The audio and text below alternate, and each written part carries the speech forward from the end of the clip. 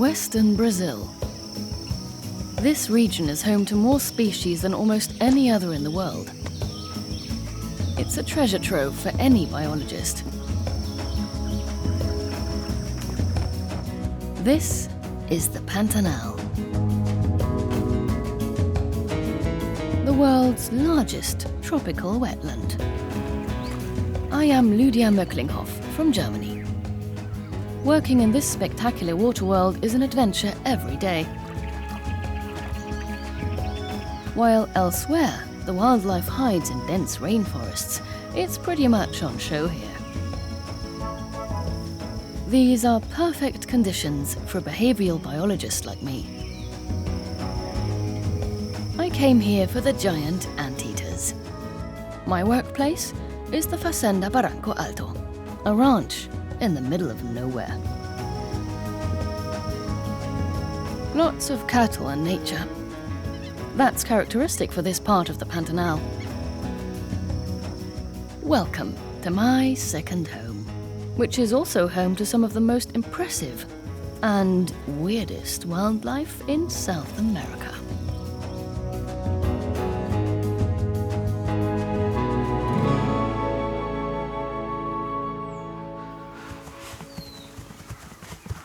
"5:30, time to start the day." When I first came to the Fazenda in 2010, everything was new and exciting. Today I'm part of the team, and I return for a few months every year. The Fazenda is a traditional cattle ranch. It's run by Pantaneros, indigenous cowboys.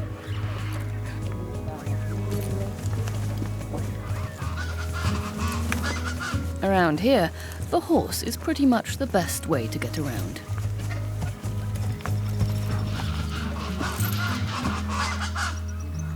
Some Pantaneros are real artists. They craft wonderful bridles, saddles and lassos from homemade leather. By now, my preparations for the day have become second nature. When I go out into the wilderness, I need to take a lot of stuff.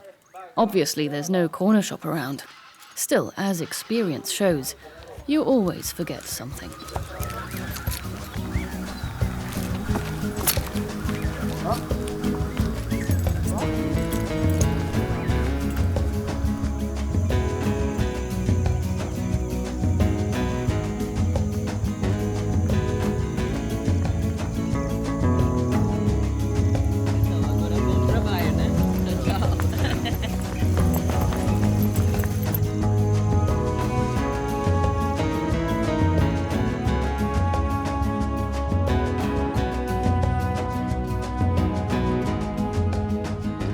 The Pantanal is the world's largest inland wetland and situated right in the middle of South America on the borders of Brazil, Bolivia and Paraguay.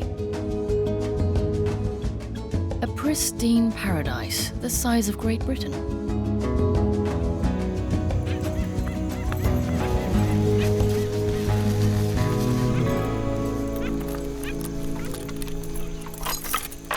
It takes a bit of practice to open and close the gates from horseback. The fences help to separate the cattle herds and to drive them from one area to another. They are no barriers to the wild inhabitants.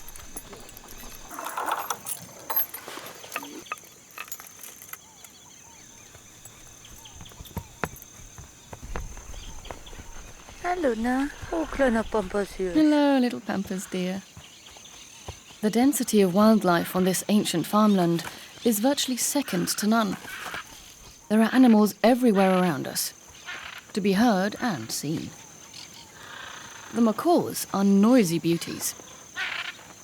They are very special parrots. Those are hyacinth macaws in the tree above. Das sind so 5 Stück. 5 of them. Once they were as good as extinct. In the 1970s, the populations were in free fall, even though they were protected. It was prohibited to sell or hunt them, yet they were declining rapidly, and nobody understood why. Because they weren't really studied. We didn't know what the birds needed for survival or how to help them. But then they started a research project and found that macaws prefer one special tree species to nest. The Mandovi tree, like the one behind me. Its wood is very soft, so they can easily carve holes into it. Also, they only eat nuts from 2 palm species, so they're pretty specialized. And those were exactly the kind of trees that were cut down first to make room for cattle. That means the macaws were protected, but had lost their livelihoods. In the end, the research helped the conservation effort. Nesting boxes were put up, and the locals were very committed. So by now, the hyacinth macaw has greatly recovered and seems to be everywhere around. At 5 in the morning, they basically kick you out of bed. They literally scream in your windows.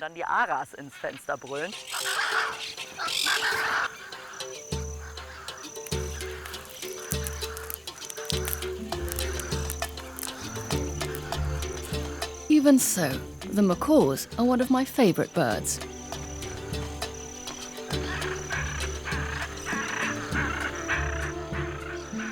Every time a flock passes above, I need to stop and admire them.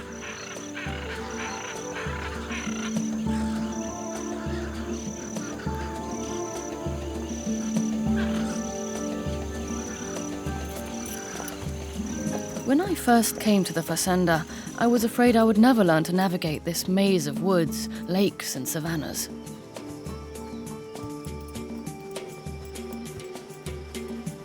But now I know each and every tree and lake.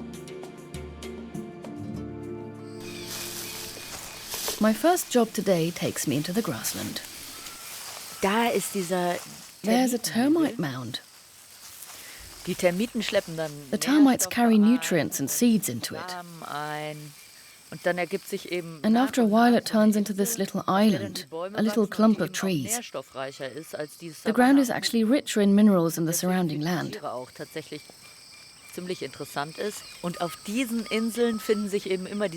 That makes it more appealing for animals, and we regularly discover scratch trees that are used by anteaters and other animals too. This is a very strongly used trunk.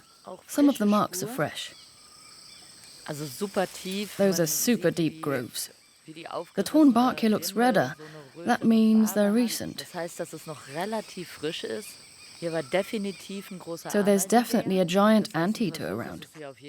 It's worth a try. I'll put up a camera trap.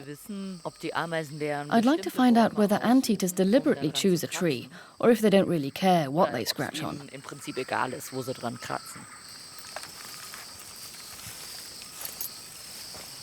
With marks this fresh, the anteater could still be close. And I get lucky. There are some suspicious noises coming from these scrubs. Da bewegt sich was. Something moving.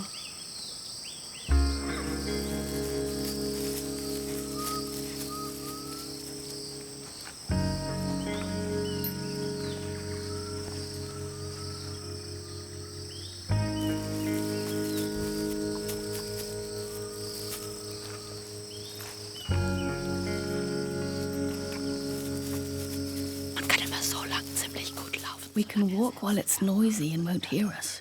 Digging madly now. Jetzt gerade ist er wild am Graben.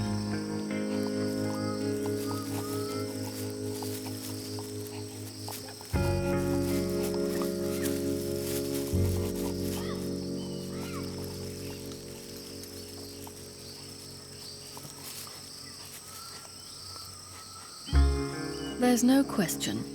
Giant anteaters are special. Maybe not the brightest animals on Earth, but extremely lovable. And perfectly adapted to their habitat. They have banana-shaped snouts that they stick in the earth to rummage for their favorite food, ants and termites. From the snout to the tip of the bushy tail, an anteater reaches a length of almost 2 meters. This one is so occupied with its foraging that I can easily follow unnoticed.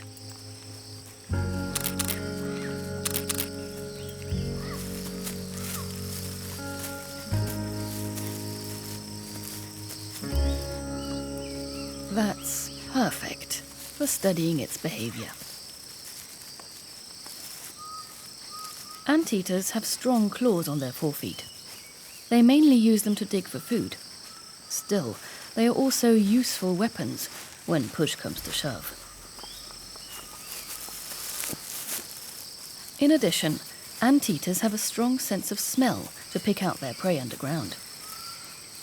60 centimeters of sticky tongue lap up a mixture of sand and ants, about 30,000 insects a day, which makes a meager 180 grams of food.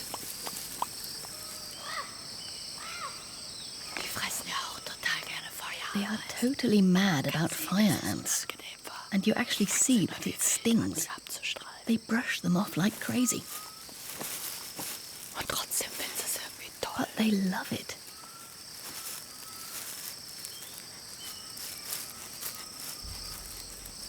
Fire ants really live up to their name, as anyone who has come in close contact with them will tell you.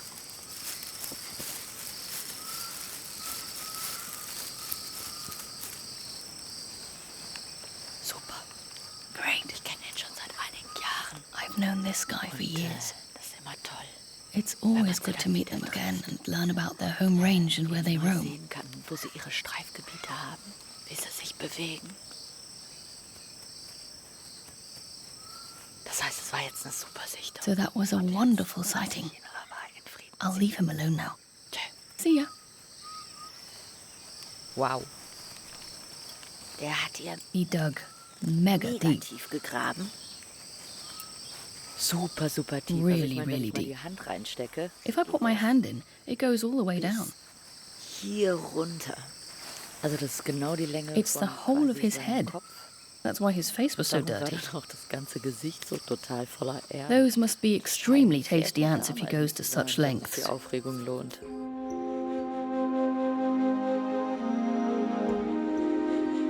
In the Pantanal south, there are thousands of lakes. Some of them so overgrown by water plants that they are only visible from above.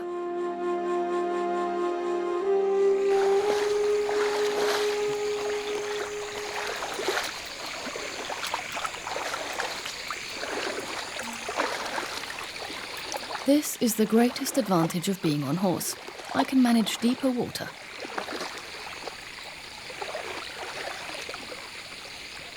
But I need to watch carefully for unpleasant surprises between the plants.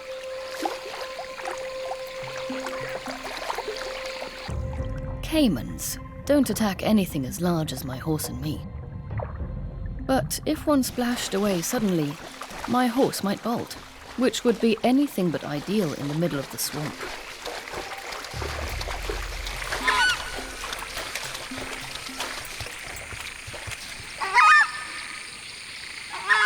The southern screamers have long noticed me and alert the rest of the Pantanal. The capybaras don't really care. The largest rodents on Earth may have many enemies, but humans are no longer among them. Besides, there's strength in numbers.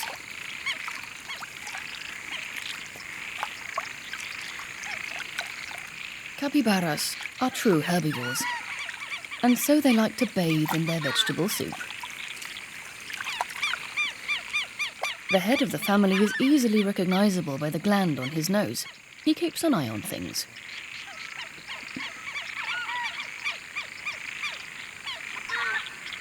Especially the next-door neighbours and their young. The mother Caiman guards her young in the first few months. They have to find their own food, though.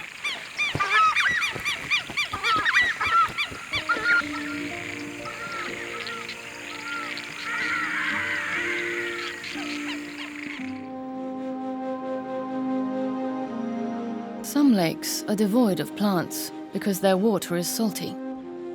They are called salinas.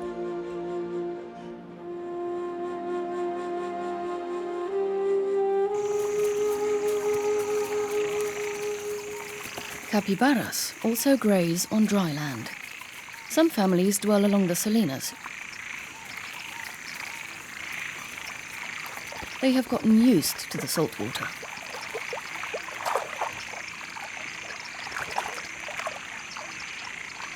During the midday heat, they like to relax in the pool. They are not the only ones.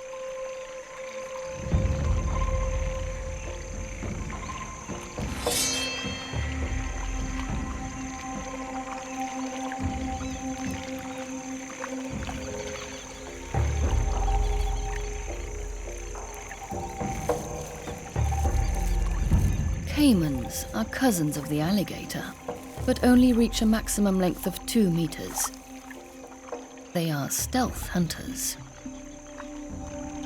quietly creeping closer until the time is right.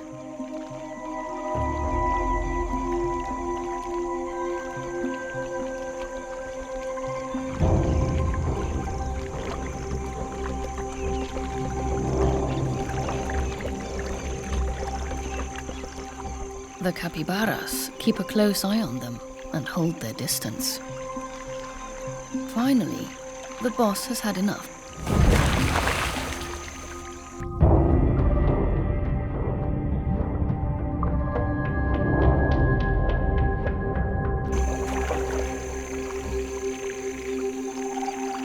He's familiar with the neighbors and knows when it's time to leave.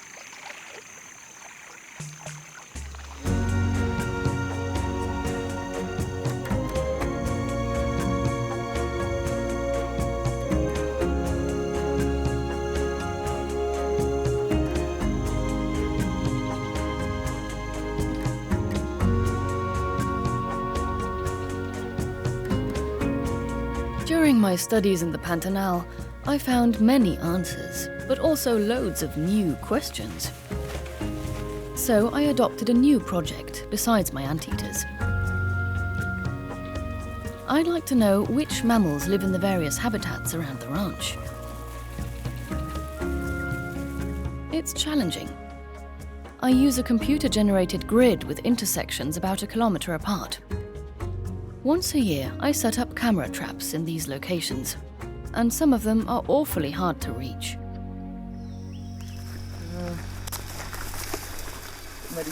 So, squeeze through here or take the path? It's a bit off course.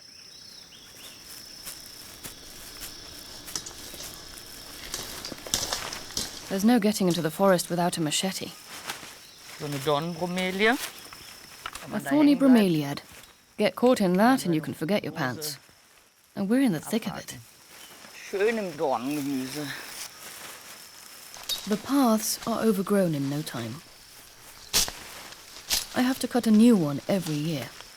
Ganz sicher, wir müssen uns jetzt echt so ein bisschen durchschlagen, ne? We'll have to fight our way through. Nicht ganz so einfach. It's not that easy. Das ist die Tapirstrategie. We'll do it like the tapirs and just stomp through.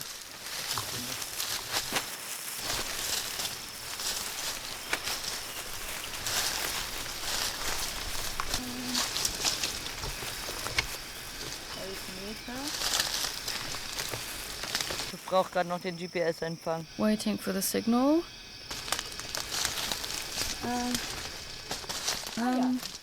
There's my tree. Found it. Thanks to the GPS, I managed to find the same spot again every year. Ja, also die sind... So those are the pathetic leftovers. Also der sah vorher schon nicht ganz That fit tree aus. didn't look so well last year. Vorher ein I mean, Baum war. it wasn't award material or anything, but it was okay for a camera trap, and now... hinhängen konnte und jetzt...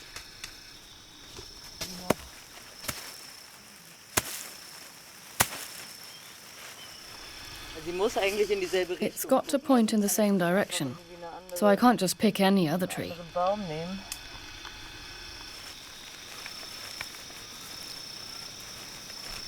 So, halt durch, stumpf. Please don't tip over. Fallen. So. Okay. Wir lassen Don't breathe. No touching. So, jetzt geht hier doch eine Look, Einradfahrt. I didn't see that path before.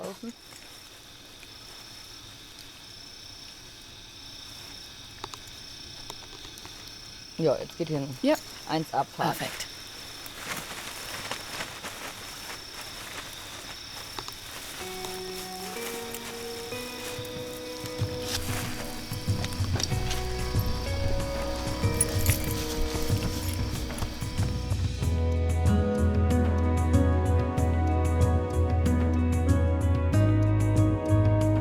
I would like to set up all of my 10 camera traps today.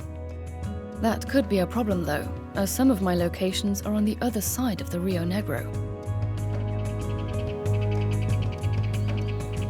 During the rainy season, the water level rises by several meters and then slowly goes down again. I'm not sure if we can already cross.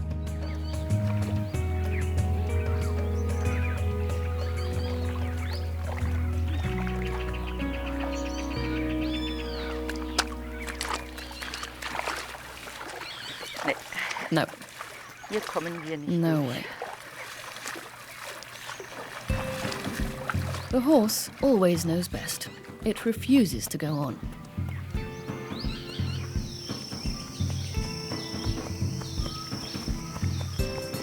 Guten Tag, Herr Nandu. Hello, Mr. Ria. Flirting, are we? Charming. At least I can set up a few of my camera traps, and I meet an old acquaintance. Oh,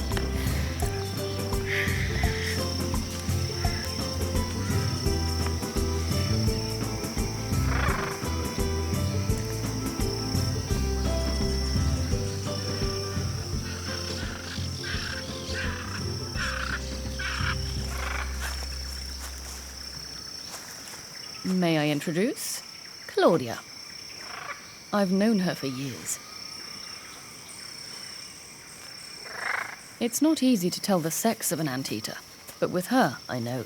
After all, I've met her with more than one baby. It's good to see her again. She's like an old friend to me.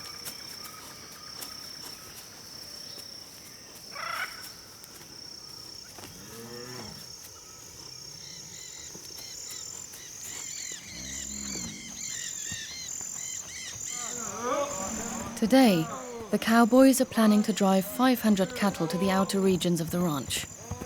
But first, the animals are sorted and get medical care.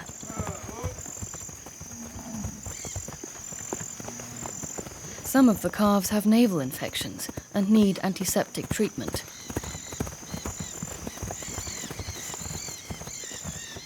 The mother tries to do a runner, but Tom knows his stuff. He easily lassos it.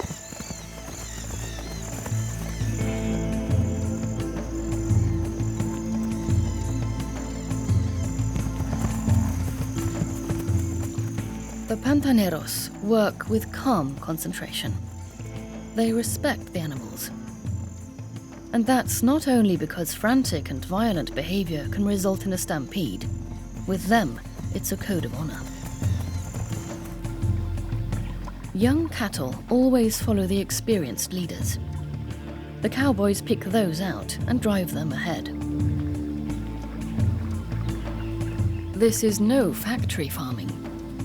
Extremely few animals graze on huge expanses of land. They aren't fed with soy or the likes. The cattle of the Nelor breed are well adapted and live off the local grasses in the wetlands.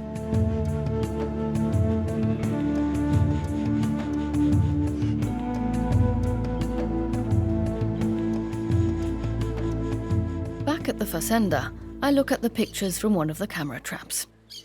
It's like opening a present. You never know what you might find.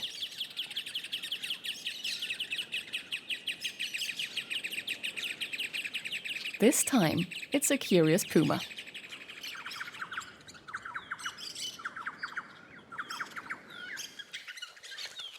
Thanks to my cameras, I also witnessed a completely unknown behavior in my anteaters. They climb trees. But why? I assume they leave scent marks as a form of communication. Anteaters are natural loners, but they still need to rendezvous during mating season. And apparently, they are also sort out hierarchies that way.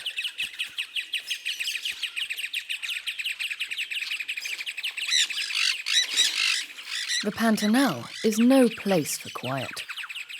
The screeching and squawking of parakeets, macaws and other odd birds never ceases.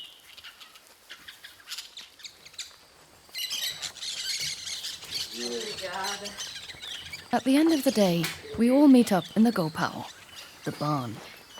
Here we drink an ice-cold mate, called tarare.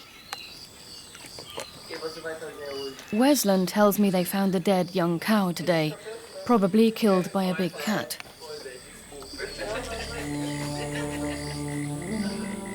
I'm pretty tired, but curiosity gets the better of me. I really have to put up a camera there and see the beef eater for myself. Once again, I pass the many gates and get stopped by a furry guard. The tamandua is the giant anteater's little cousin. When it feels threatened, it rears up on its hind legs and tries to look dangerous.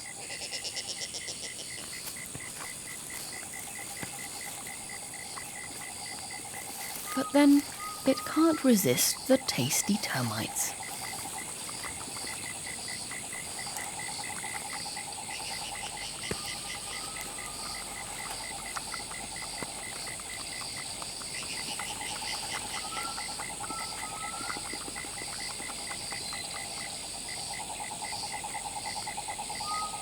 In contrast to his larger relatives, the tamandua is a very good climber.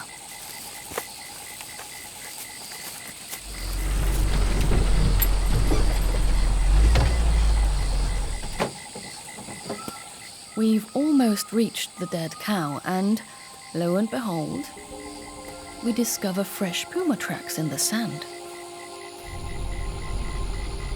Pumas are widespread in all of the Americas, from Alaska to Tierra del Fuego, way in the south. The cats are very adaptable and extremely shy. So I put up surveillance and hide myself away in the bushes.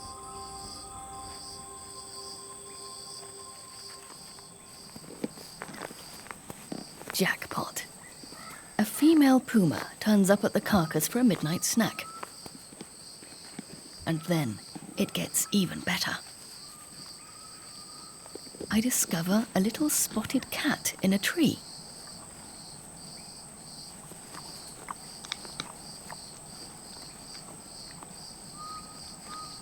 It's a puma cub.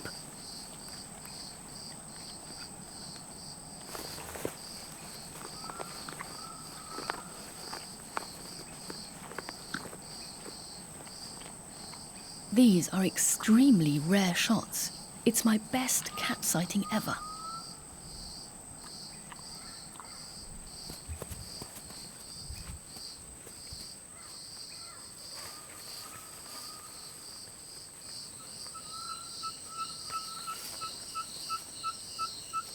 When the female has left, a second youngster creeps closer.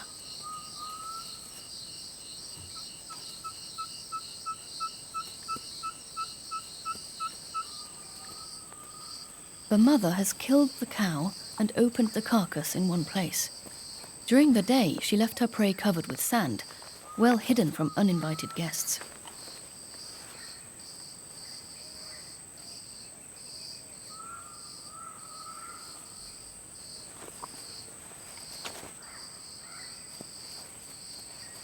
After a while, the second cub joins in. It's a bit shy at first, but then it claims the best spot.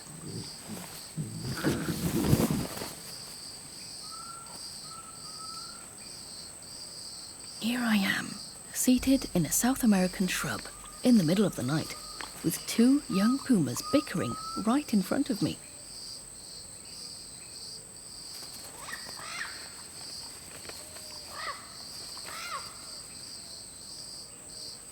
Even after all these years, the Pantanal holds new experiences for me.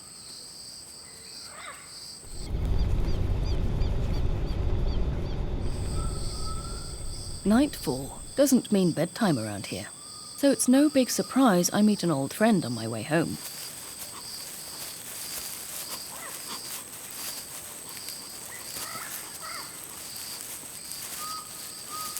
Amadeo the anteater is so busy feeding he has no eyes for me.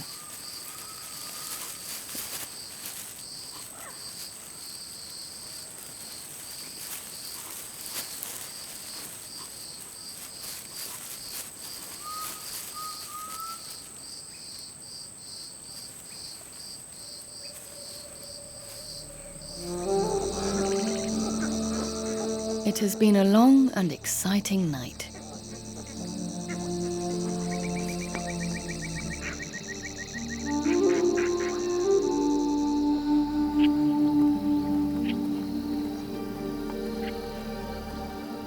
Today, I'm off with my second favourite means of travel, the canoe. Hopefully I can install the remaining cameras on the other side of the river. The giant otters are also up and about. The whole family sets out for an early fishing trip.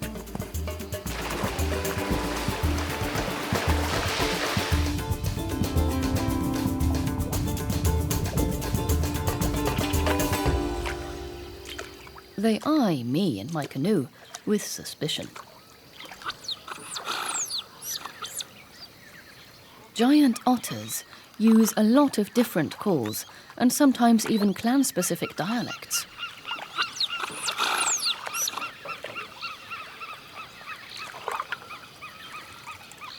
The animals push up from the water and strain their necks to see me better. They snort a warning. I've been there before and know they may bark, but don't bite.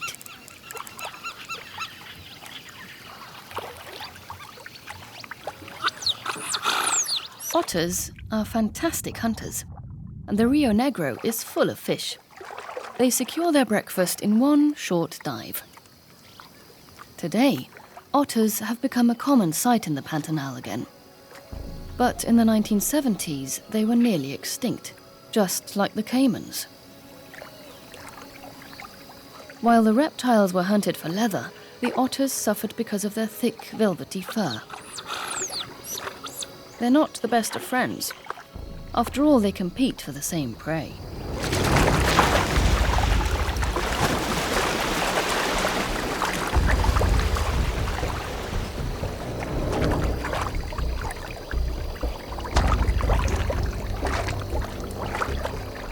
Relationships are strained, even among the reptiles.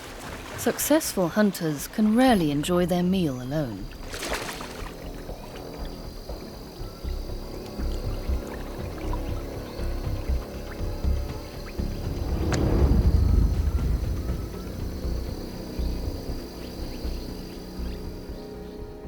We do bathe in the rivers, by the way. Lakes are a no-go. The piranhas are way too aggressive.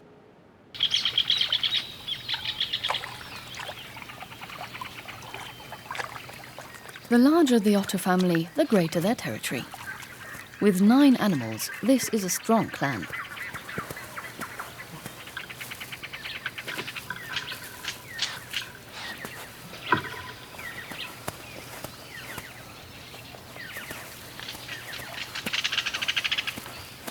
They built their den high up on the steep banks, where they are safe from flooding.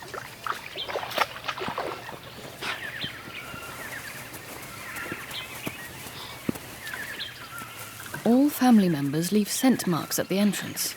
They are rather pungent and a clear message to rivaling clans.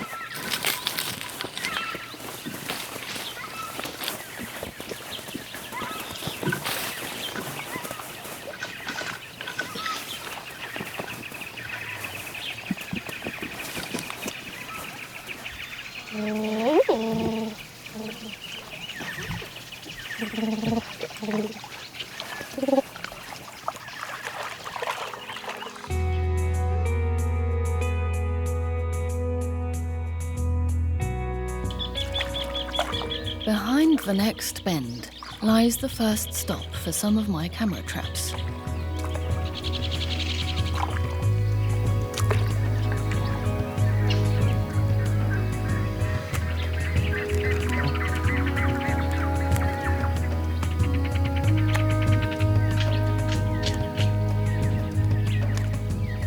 That would have been impossible to reach on horseback.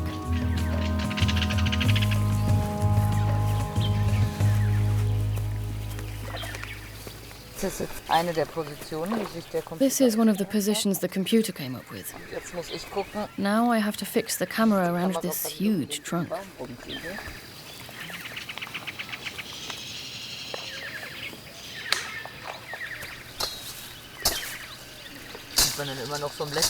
These are the same palms I cut back last time. They stand no chance, as I return here every year.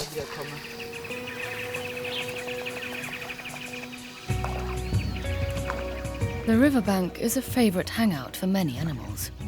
It's always worth keeping your eyes open.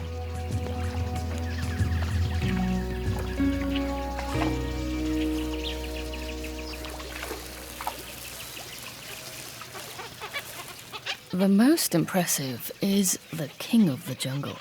The jaguar has returned to the Pantanal. And even though people fear it, they are also proud to have the majestic cat living next door.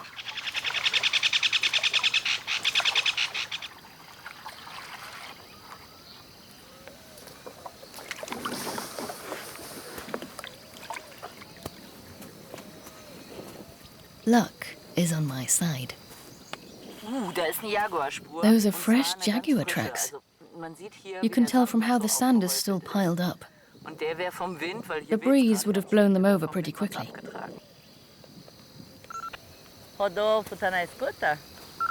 All workers on the ranch carry radios, for safety reasons, and to tell each other about interesting sightings.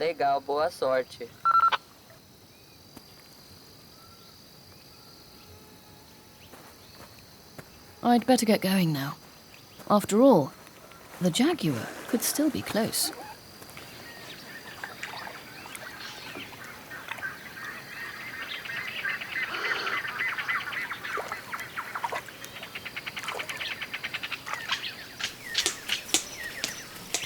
Capybaras, peccaries, and even birds are part of the jaguar's diet, so there is more than sufficient prey around.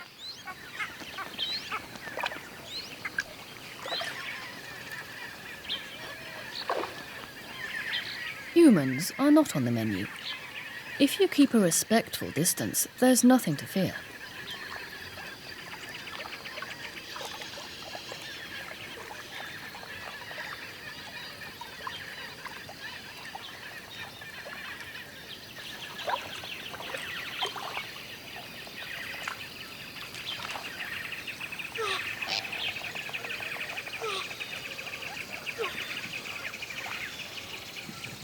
I can hear the capybaras barking.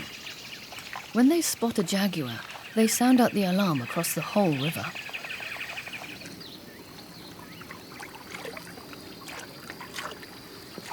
Most definitely, the cat sees me. But I don't see the jaguar. With its spotted fur, it's almost invisible in the speckled light of the forest. One of my favourite animals awaits on the other side of the river. This is the largest land animal in South America, the tapir. I like them, even though this one isn't on his best behaviour.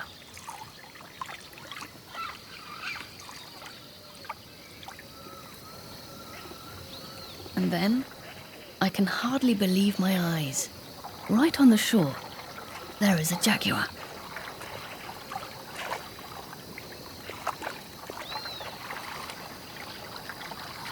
It's a female. We call her Luciana. When I first met her, she was still a youngster. Being this close to her is breathtaking and, admittedly, pretty thrilling.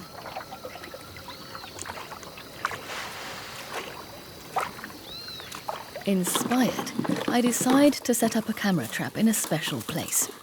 This dried-out riverbed is like a highway for animals. Maybe also for the jaguar? The beach where I saw the jaguar prints earlier is right through this tunnel. In the rainy season, it's like a river.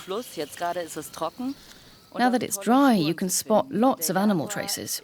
Maybe the jaguar that walked along the beach passes here as well. So, If I set up a camera trap, I could get lucky. I might get a snap of the jaguar whose paw prints I discovered this morning. I always bring one camera extra in case I discover something really cool.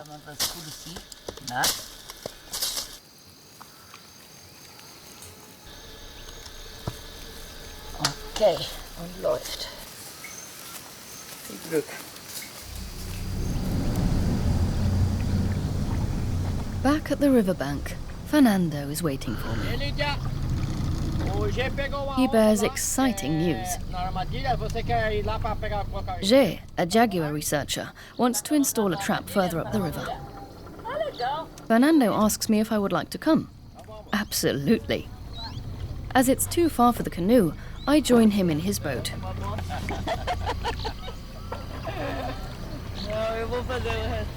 Fernando is a good friend. He has been living on the ranch for decades and knows the land and its animals inside out. He's also the facenda's heart and soul.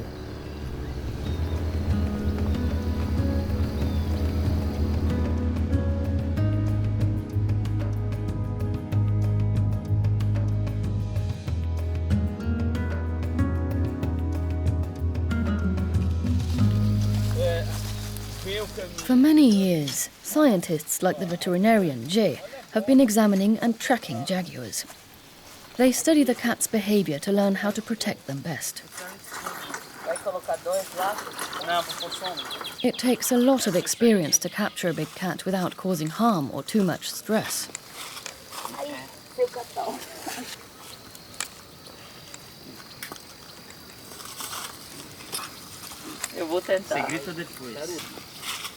This is the key to success.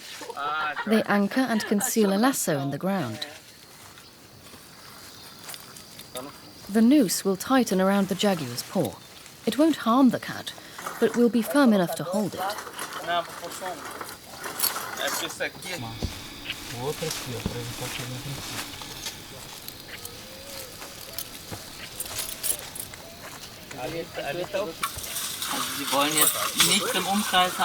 They don't want the jaguar to hurt itself. That barbed wire has to go, so there's no risk of injury.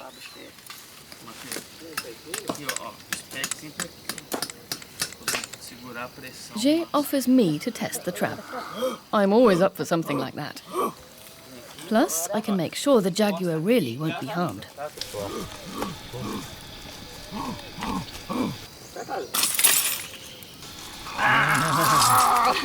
Apart from the scare, the cat should be safe. They put down sticks so the jaguar will be forced to lift its paw and not shuffle along. It'll step directly into the noose. Now for the camouflage. They use the greenery to build a sort of funnel that leads the jaguar right into the waiting lasso.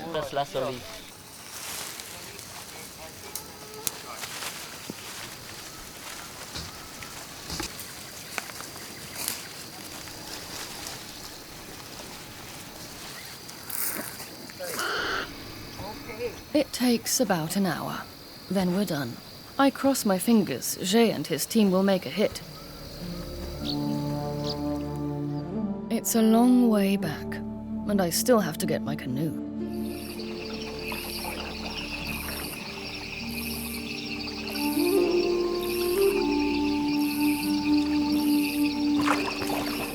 The sun has long set when I reach the fazenda.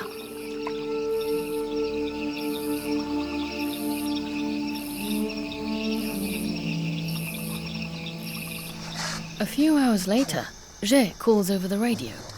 A jaguar got caught in another trap, right next to the lab. So I take off at once.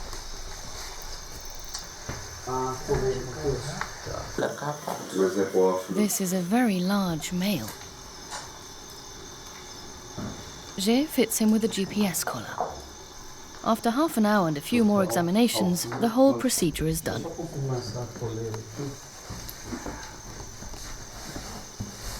This cat weighs 120 kilos. Jaguars this big only exist in the Pantanal. It takes 5 men to carry the heavy weight outside. For about a year, the tracker will send its signals a few times daily. The researchers record the size of the jaguar's territories, which landscapes they prefer, and whether they cross paths with other collared jaguars.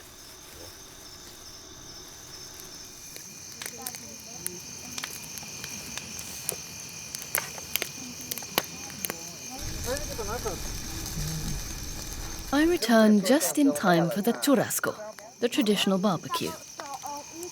We have meat and much to talk about. Especially the devastating fires in 2020. From February to November, they destroyed almost a third of the Pantanal.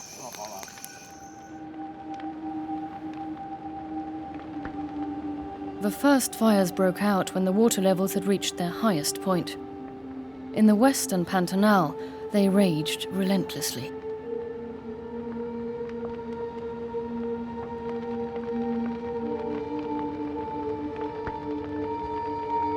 The rainy season was virtually non-existent. We saw a lack of water in the whole of the Pantanal, resulting in bone-dry soils and plants. In the end, the embers of a few campsites were enough to trigger a catastrophe.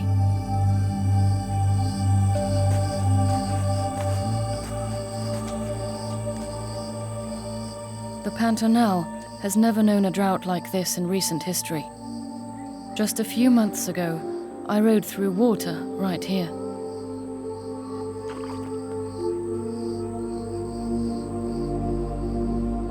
Climatologists have long predicted that the Pantanal could lose about a third of its water.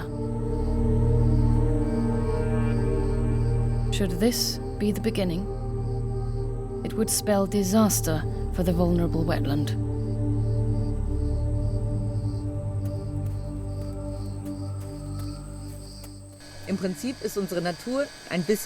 Basically, nature is a bit like this Jenga tower. An ecosystem is made up of diverse animal and plant species. If one of them goes extinct, like the anteater for example, the tower won't collapse at once. But when more species vanish, it becomes more unstable. It's hard to predict which block, which species, will finally collapse the tower, and in other words, our ecosystem. A healthy environment provides us with food, clear water and clean air for free, so we should take care of it. That is why the protection of species is super important, and that includes each and every single species.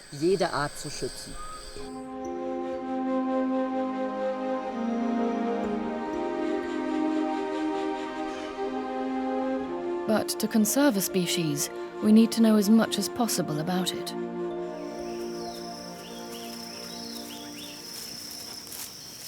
I was among the first to study the giant anteater. I discovered that you can recognize individuals by looking at the fur patterns on their forelegs and shoulders.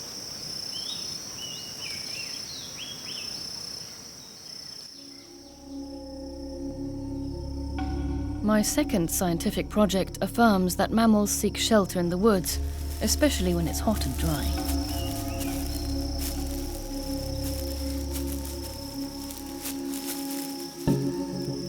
It sounds simple, but is an important finding. If droughts increase in the future and forests keep shrinking, the animals won't have these crucial retreats anymore.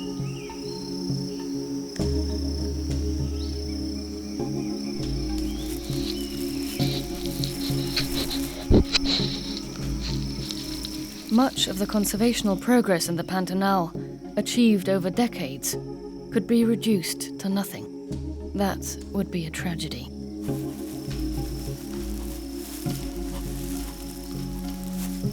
On one of my last rounds, I see Claudia again, with a little surprise. Sie hat ein Riesenbaby hinten auf dem Rücken. She has a big baby on her back. That's unusual. This time of year the anteaters give birth, but this baby is at least 7 months old. It's nearly as big as the mother. Aber ultra süß, das Kleine. So cute. Mit der kleinen Schnauze. And the little snout. Jetzt ist halt auch die Zeit, At that age, it surely leaves the mother's back once in a while. Mit Sicherheit auch manchmal von der Mutter ab. Aber das But we'll hardly get to see that. ist echt selten. The little one is almost invisible. The pair have matched the stripes on their shoulders perfectly. Nobody knows when young anteaters crawl off their mothers' backs. Like so many other things about wild anteaters, it remains their secret.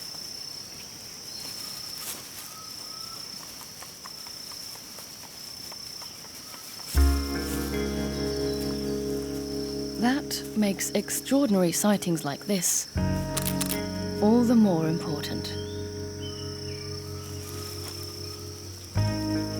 This last year, I was unbelievably lucky. Eventually, I did observe the baby climbing off Claudia's back.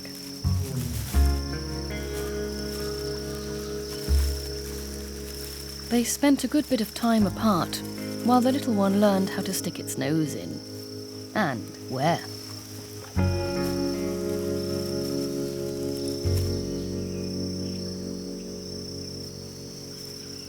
It's a precious moment. For observations like these, you need a lot of time.